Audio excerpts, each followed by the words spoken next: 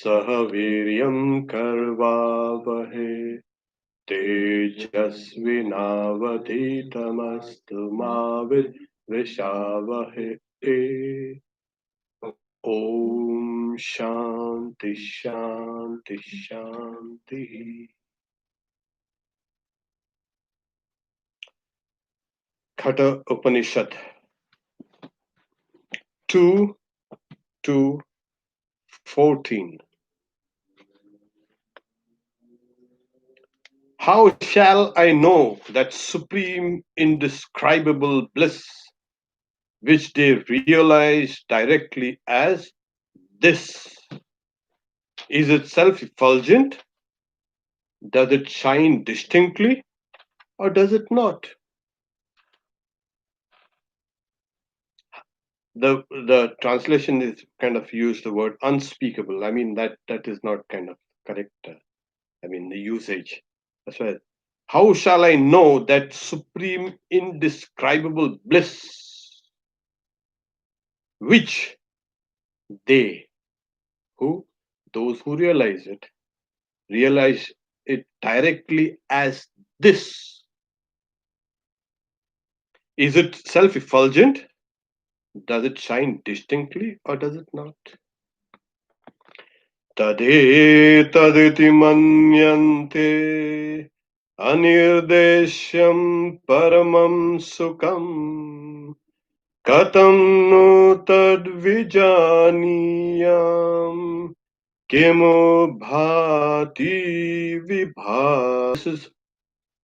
It's speaking about that which. What is that way? That's the knowledge of the self. That is what to say. Does that now shine distinctly? Is it self-luminous? This is a question that the Upanishad is asking as if to itself. Now, it further says that this knowledge of the self is actualized by people, which they realize directly as this, this, this. It's directly perceived. Maybe it's hidden. No. That's what the realization is in Vedanta is like, it is self-evident. Once you realize it, you don't go and ask somebody, is this a realization? Is this my realization authentic? Is it genuine? Is it correct? You don't go and ask, you know it yourself. Because the knots of the hearts have been cut asunder. Vidyate hridaya granthi. Chiddate sarva samshaya. All the doubts have been eradicated. When that is seen, which is high and low, is in one of the other Upanishads. So, how shall I know that supreme, indescribable bliss which those special ones, why? What makes them special? Because they have divested themselves of all other desires except the knowledge of the self. When they are so focused, like Sri Ramakrishna says, it's like a soldier, uh, putting the bayonet at the end of the rifle. And where will the attention of the soldier be? On the bayonet. Not go about here and there. You do it, you had it. That person is focused. That's what it is. Similarly, this person is focused. Why? Because these people have given up all other desires. What other desires are there? There are three principal desires. They are called ashanas. They're ashanas. Putreshana, Vitteshana, Lokeshana. The desire for progeny, the desire for wealth, and the desire for the world. Yes. The world needs me. I need the world. Really? Oh, that's a good thing. Many people have said it, and the world doesn't miss them at all. Yeah. They're kind of self delusion. Oh, the world needs me. My people need me. Really? Oh, God. Nobody needs you. And we don't need anything of this world. Once you understand it, you withdraw yourself. So these people have given up all the three types of these desires. They cover vast ground, so they categorize into three. Once you give these three up, there you're focused on that. What? The knowledge of the self. So the yat, they say, tad iti. It is here. This is it. The the guru will say, here it is. When when the guru is pointing out to your chosen ideal, this is your chosen ideal. Doesn't he say that? Do you remember? Eh, do you remember? Oh, you forgot. You have been initiated so long, but I don't know what happened. What happened during my initiation? Try to refresh your memory. The guru said, "This is your chosen ideal." So this it's directly perceived. So these people who have given up all desires, they perceive the knowledge of the self directly. In Vedanta, is said like the fruit in the palm of your hand, like a fruit in your palm, like that. Karatala, gata amalaka amukti. Like you see a thing directly, it's in your palm. Here it is. I see it. There's no doubt about it. Yeah, I see it. Suppose somebody says, who that guy who has not come to California, okay? I have not seen California, so California doesn't exist. Oh, really? Those guys who are in California will say, yeah, we are in California. This is the difference between direct perception and hearsay, listening to third hand, fourth hand accounts. So, the knowledge of the self, I don't have the knowledge of the self, so it doesn't exist. Really? I don't have knowledge of God, so God does not exist. Really? Is that an argument? It's like saying, a guy who has never been to the US, I have not seen the US, so it doesn't exist. But if he meets someone who has been to the US, that, oh, have been to the US. Oh, really? Yeah. Is he going to say, oh, you're a lie? No, there is no US.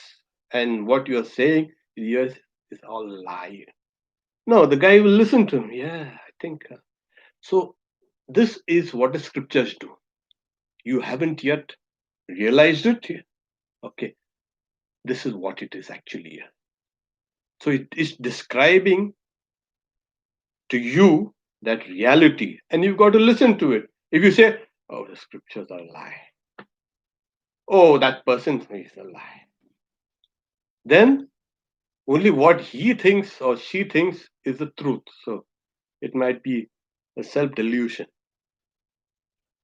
So this Upanishad is indirectly telling us this is it.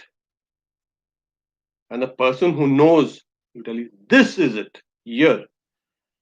So they realize it directly as this here, a thud. This it is. Simple. There's no. When Swami Vivekananda asked Sri Ramakrishna, Sir, have you seen God? Yes. And he asked the same question to many people, religious people then. And none gave him a definitive answer. Oh, you have the eyes of a yogi, you have this, you have that. And what is Sri Ramakrishna? Yes. And I see God more intensely than I see the world. Here it is. We see this world very intensely. It is in three dimensions. It's tangible. But when Sri Ramakrishna says it is even more intenser than this, what we see, how will Sri Ramakrishna describe it? Yes, this is it. It is directly tangible, more tangible than what you thought was tangible here, this world. No. So, this is what is the experience like. The knowledge of the self is directly attained. There is no other kind of intermediary to teach you, oh, this is what it is. You have to know it through me. No, you know it directly. Why? Because that's your self. So they say, is this self effulgent? Does it shine distinctly or does it not?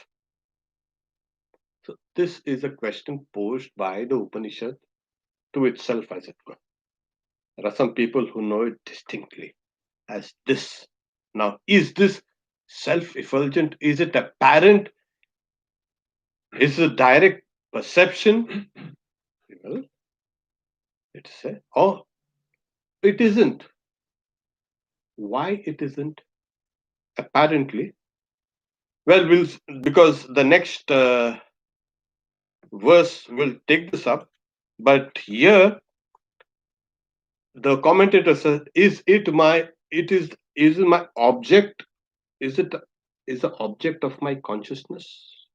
I am the subject. I perceive this directly here. Is it an object of my consciousness? Is it an object of my intellect? But that is the evidence. What appears to me, what really appears to me? Things appear to you in your understanding, in your intellect. You see this thing, but where do you really see this thing? Outside?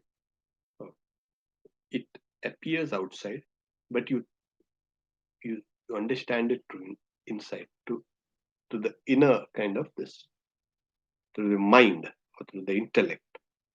It is here that you really see. Perception occurs here. Okay? So, is it an object of my consciousness? Is it graspable by my intellect? This is the question that's posed. Is it perceived clearly as an object of our intellect or is it not? Do we have to perceive it? Yes.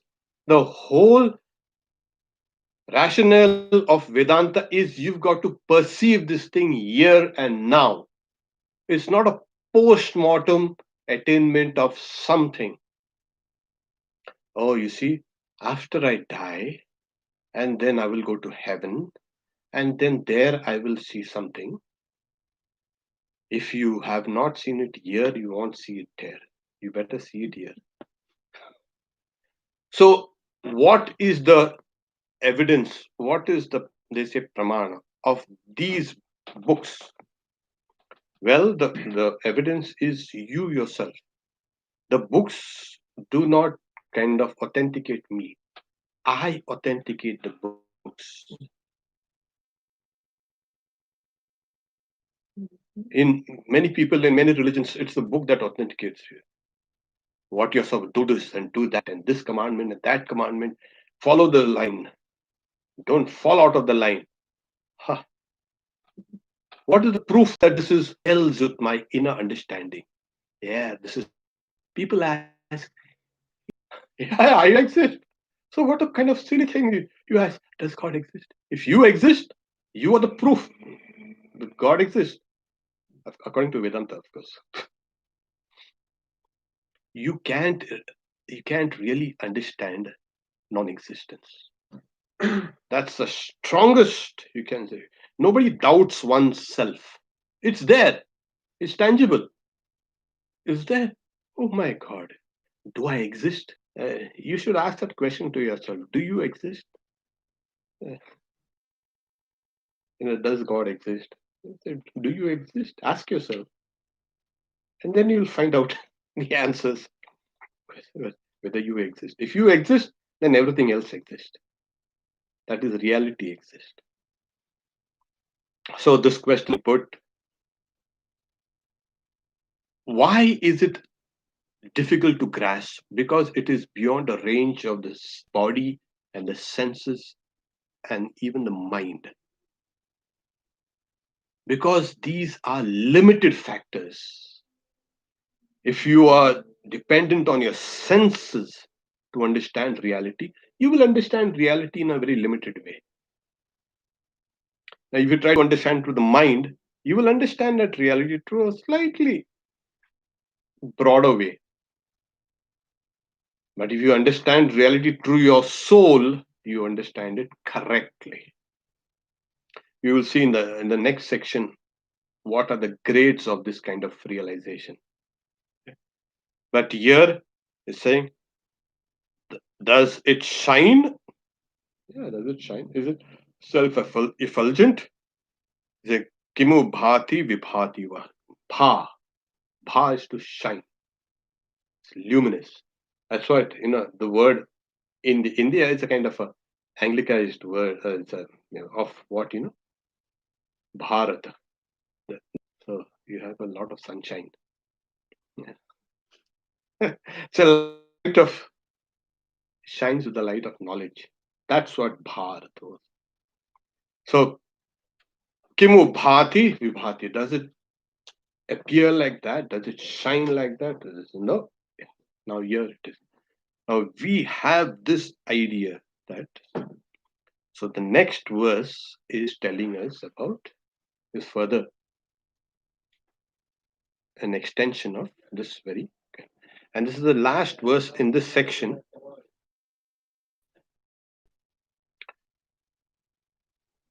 There the sun does not shine, neither do the moon and the stars, nor these flashes of lightning shine.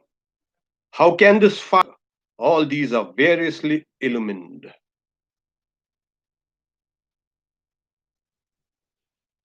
That.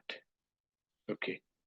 Now this is real kind of it's a very poetic way of speaking about that reality. It's kind of light of all lights. There the sun does not shine, neither do the moon nor the stars, nor these flashes of lightning. How can this fire reveal it? It's taking all material objects and showing. The sun is self-luminous, you see. It doesn't need another light to illuminate itself. The moon is not self-luminous. It needs the sun. And every other light is always dependent on something else. And all that. Okay, that doesn't matter. Let's not go into that. But what is happening is this light of the self is self-luminous, where all material light also fails to illuminate. We want to know this self, the Atman, the reality, through something? No, we'll have to discard all of this. Why? Because these are, you can say, bad, you can say, reflectors. It is the light of the consciousness that actually makes all the sun and moon and lightning and stars and all the fire to function, to work. So he's saying that shining, all these shine. Because that shines, all these. It's like, Sri Ramakrishna also gives the example of water that's being boiled and you put some, you can say, vegetables in it and he's cooking some vegetable. So, but then it's a vessel, not a water. The vessel has become hot. And then it's not a vessel itself. It is a fire beneath the vessel. So the fire is there. Remove the fire and and all the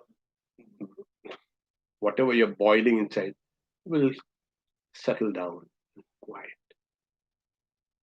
So if the water thinks it's me, that's I am burning, the vessel will say, no, it's my heat that's transmitted to you. So in all our bodies and minds and everything are functioning. Then what really makes them function? It is that light. That shining, all these shine through its luster, all these are variously illumined. So all forms of illumination, whether external or internal. And in those days, you had a sun. We speak about electric fires, electricity and this and that. In those days, there were no electricity. There were kind of lamps, fed with oil lamps and all that. Wax. Kerosene. Kerosene. There was no kerosene there. Oh, probably, yeah. In some parts of the world, there was a kind of crude oil that was being used as tar and oil. Anyway, so all forms of luminous bodies that we see that we know in the world cannot illuminate. Will the sun do that? No. Then the moon? No. Lightning? No. Fire? No. Then what? Nothing. It is that self luminosity of the reality that is behind all these luminous entities. So it's a light beyond all darkness. It is the light of all lights. And here, there is in the Bhagavad Gita itself, uh, uh, various places, this idea has been kind of spoken about. न तत्र भासयते सूर्यो न शशांको न पावक यद गत्वा न निवर्तित तद्धम. There the sun does not shine, nor the moon. Different words are being used. But one of here it is, Jyotisham apita Jyoti. This is in the 13th chapter, 17th verse. It's a light of all lights. Jyotisham apita Jyoti. Tamasak paramuchyate, beyond all darkness. Jnanam gneyam gyanagamyam hridi sarvasya vishtitam. The known knowledge and that which can be known, the three factors, shine. Where? In the cave of your heart. Hridi sarvasya avishtis, variously. So in all beings, there is in the very core of our being, there is knowledge, the knowable, and the knower. And these three things are there with the depths of your being. Where in the heart? In the intellect. It's called the intellect, Riddhi. It's the intelligence? No. It's in the cave of the heart, in the very core of your being, in there where knowledge shines. What knowledge? Consciousness, which later gets bifurcated into subject and object. Jnana is a connecting link. Jnaya, that which is known, and the Gyatri, the one who knows. So the knower, the known, and knowledge which connects inside. Actually, these three factors, they're one. And as it becomes grosser and grosser, they externalize and they form these three factors. And everything that we know through these three factors. I know this chair. Well, the chair is the object, I am the subject, and what connects me with the chair? Knowledge. So this is so in the cave of your heart, right, in the supreme space, there all these three factors converge. You know the reality, which is the light of all lights, by your own self. Now, you will say, how do you know? Does it become objectified? It is not objectified. There is in consciousness an aspect called self consciousness. I'm not talking about somebody looks at you and then say you become self. Yeah, I know. And when you do not know, yeah, I do not know. I do not know. You know, and you try to kind of be hypocritical. I know, and I'm going to stand by it, stand by that knowledge. So, knowledge has that inherent, consciousness has the inherent power of illumining itself. That's why it is self luminous. That's why that shining, all these shine. It's not only this gross and the subtle universe we are talking about. This is in the heart of your consciousness, the very core, the very being. There it shines and it knows itself. You know yourself. Only problem is a lot of adventitious things object. And if I look at it through various screens, a red screen and a blue screen or a filter, this thing is going to appear distorted.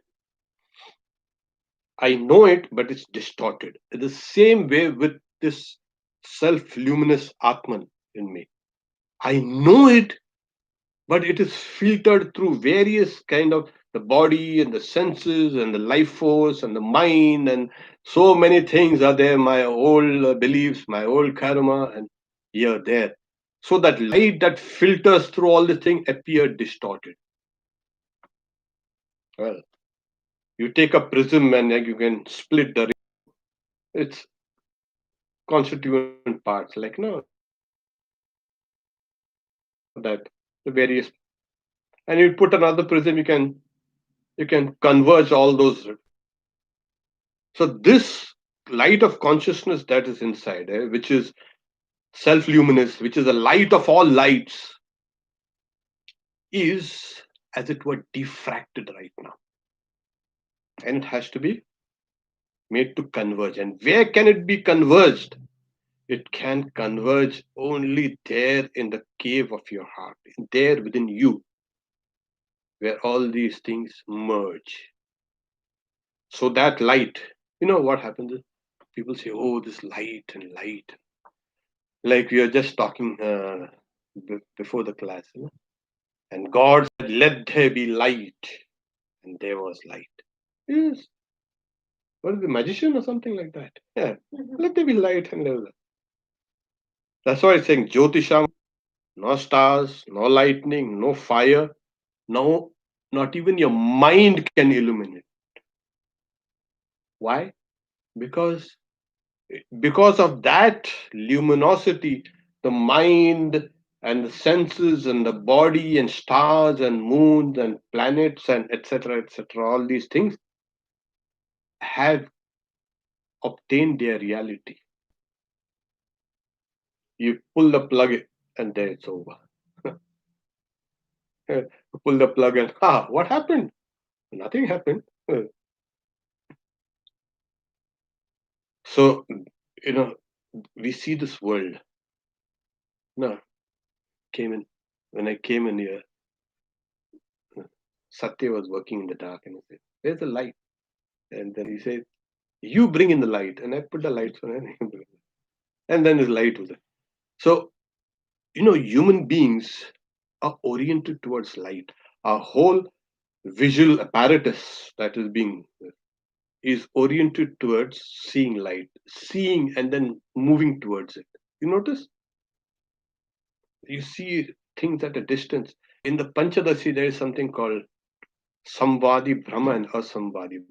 A person sees something shining in the dark, you know, and thinking it's a lamp shining there, he goes towards it.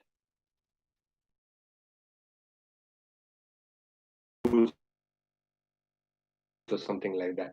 And as that person goes towards it, he finds it's a diamond that's shining there.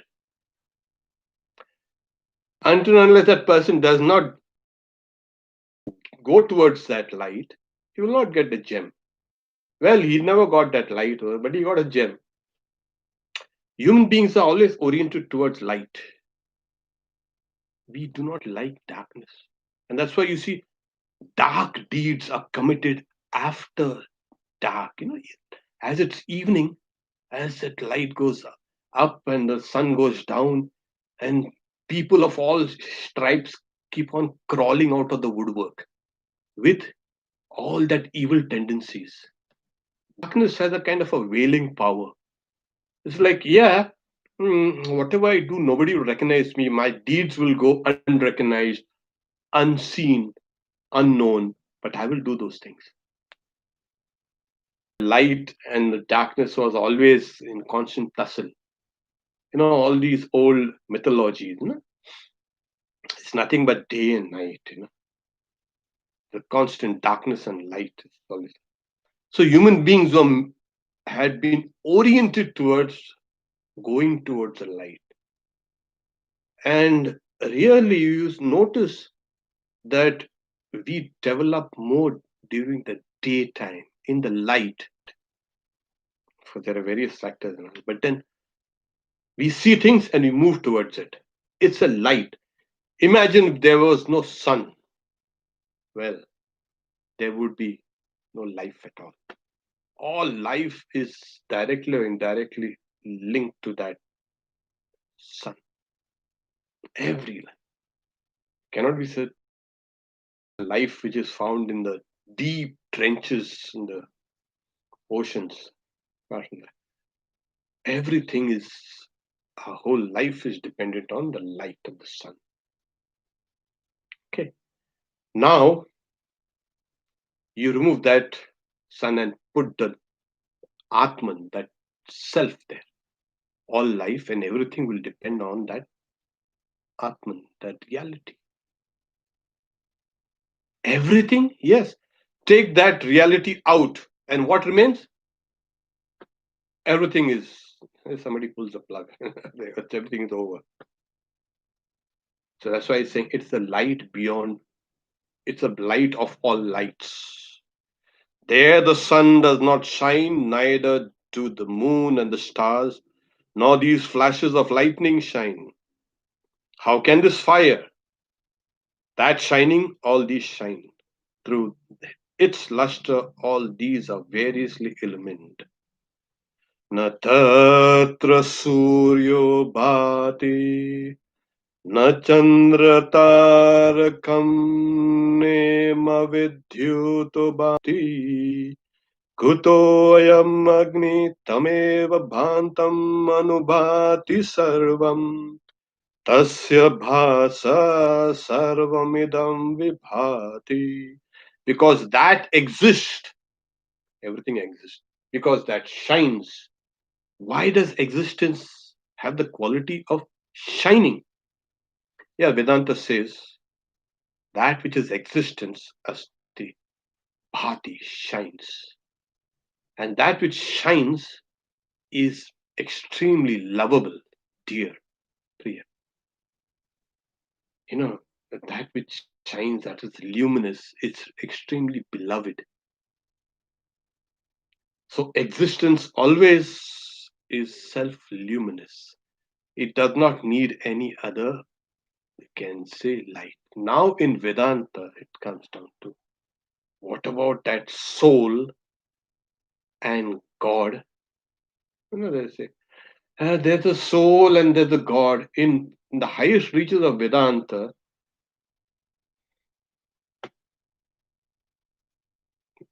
it is that same reality which is behind God, ideas of God, behind your own individuality is one. You cannot have two self-luminous entities, God and the individual soul. Got this? Other will create a metaphysical conundrum.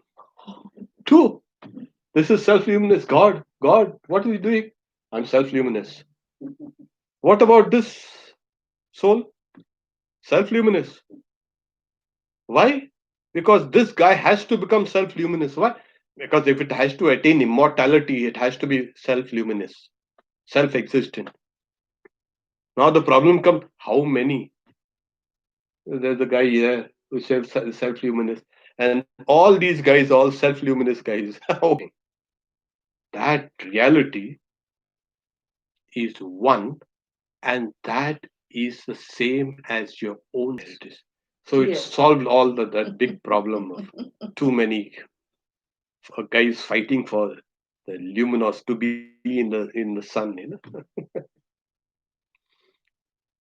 So there is that reality that shines, and because of its, you can say, consciousness luminosity, that everything becomes alive.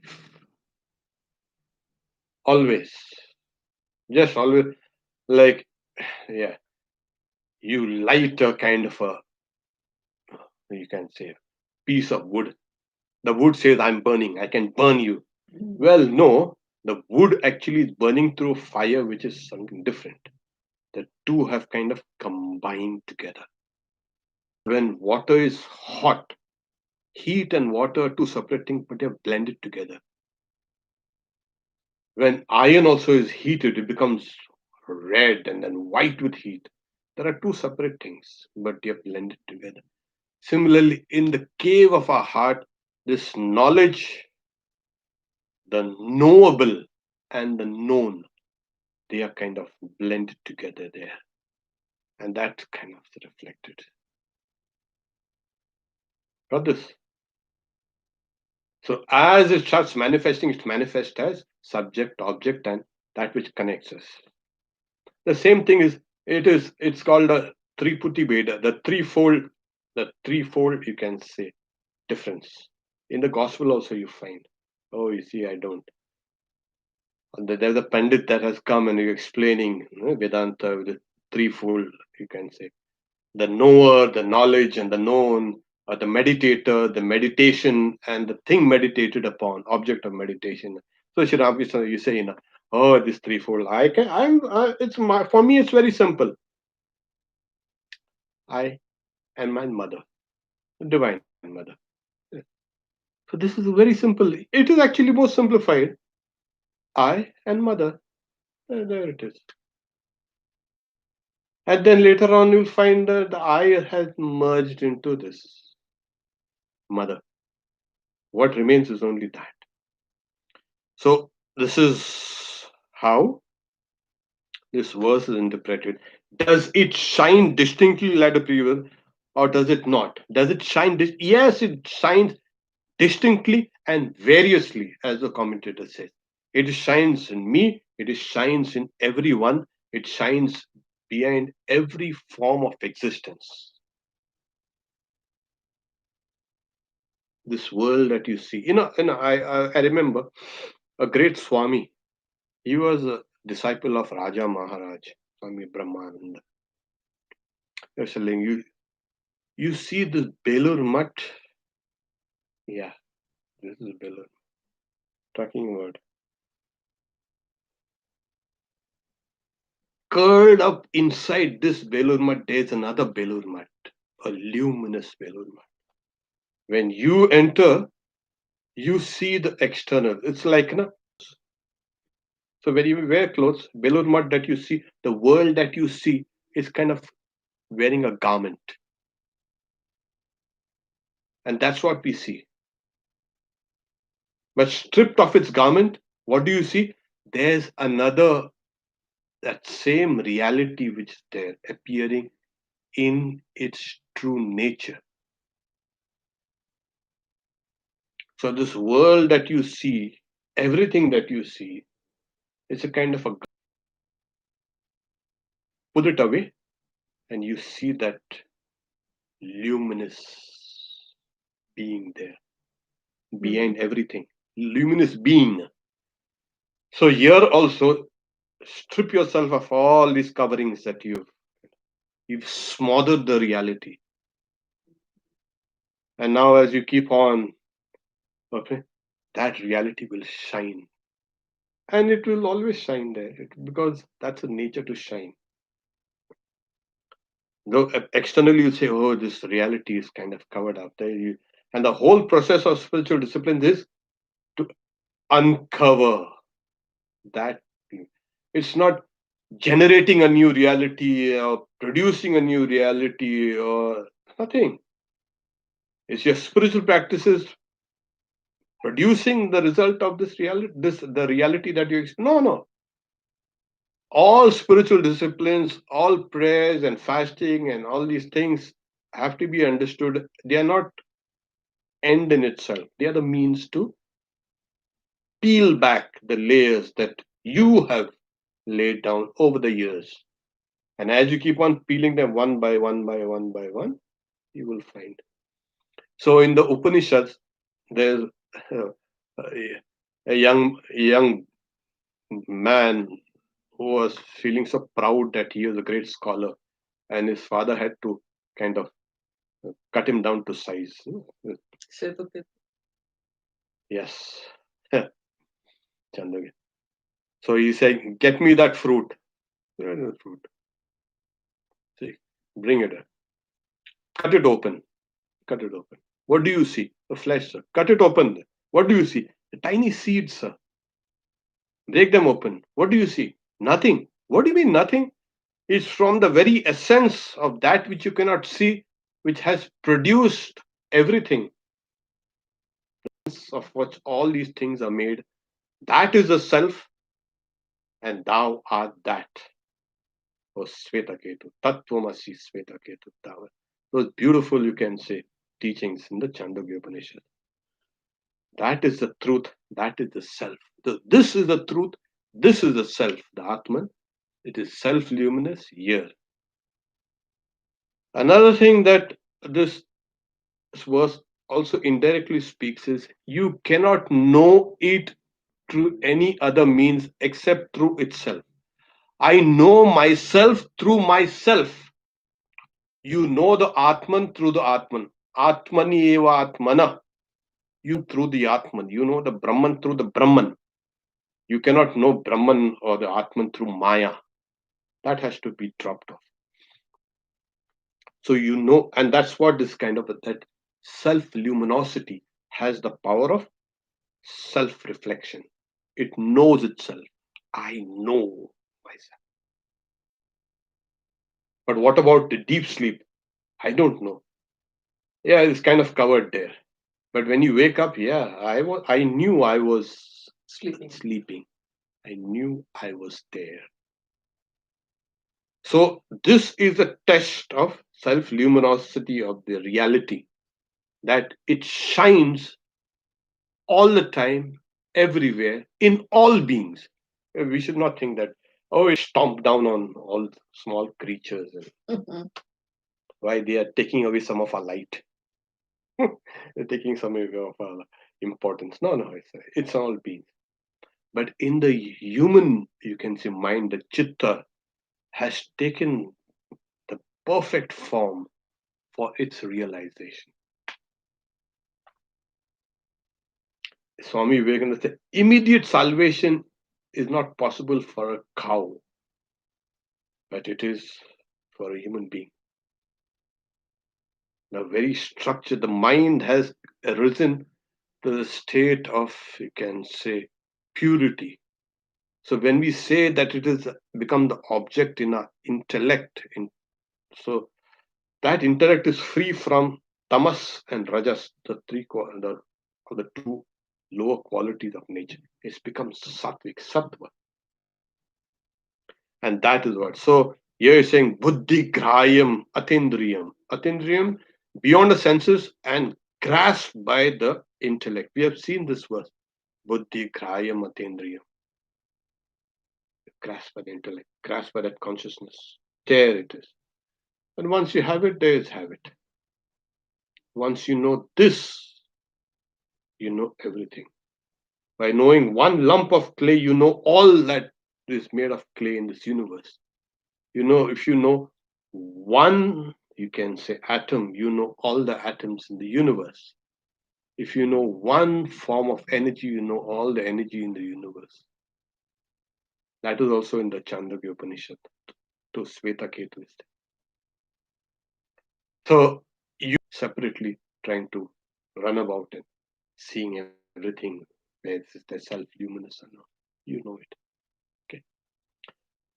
Iti Kathopanishad Dvitiya Dhyaya Dvitiya Valli. So here they say, here ends the chapter, the section. Second part, second section, 15th verse. We will next Thursday take the third Wednesday, sorry, the third canto, the third section. Tomorrow, this evening, 7:30, we have